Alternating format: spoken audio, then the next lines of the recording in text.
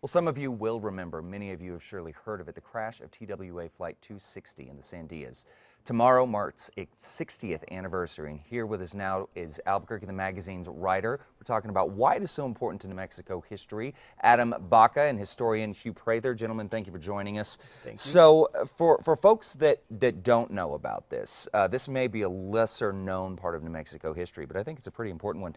Tell us exactly what happened 60 years ago tomorrow. Well, on February 19th, 1955 at 7:05 a.m., a Martin 404 aircraft took off from the Albuquerque airport, and it crashed into the Sandia Mountains, and the wreckage has been there since. All 16 aboard passed away in the crash.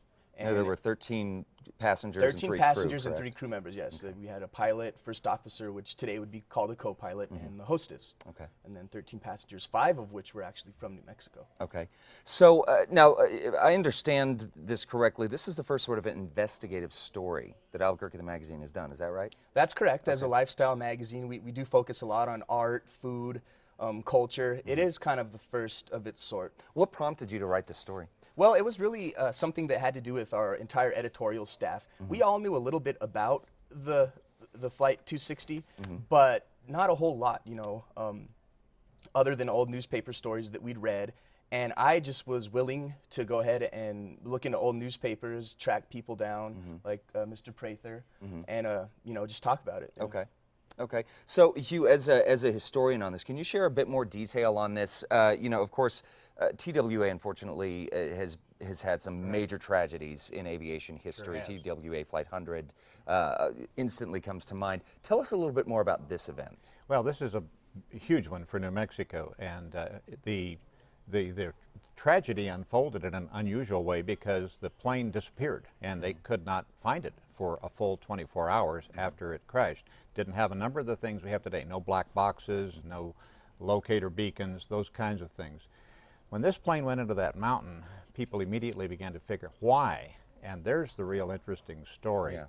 The story of why the accident happened, and it took 5 years worth of work to vindicate the initial findings of the CAB. The Civil Aeronautics Board at the time found the pilot guilty of intentionally deviating from the prescribed flight plan. They had a flight plan to go north to about Algodones and then make a northeast turn and drop into Santa Fe. Interesting, this plane was going to make 13 stops between Albuquerque and Baltimore. Wow. Yeah. Wow, okay. When it finished up that night. Okay. So what happened that was an unusual event was a storm over the mountains that spilled down about as far as Wyoming. So when that plane took off, almost immediately it was in the clouds. Okay.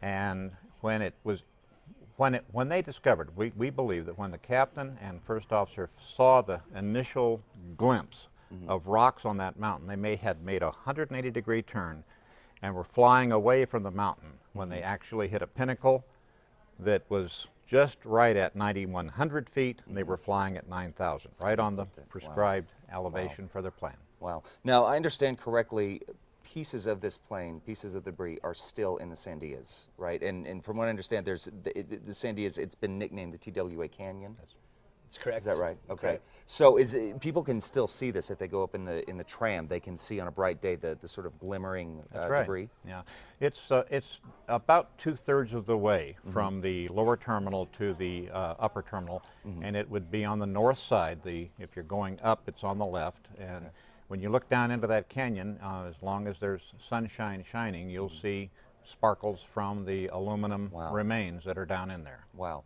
So tomorrow marks the 60th anniversary. Yeah. The article is in the February issue of Albuquerque the Magazine, is that right? Correct. Okay, so it is on newsstands right now, guys, if you want to find out more information on this.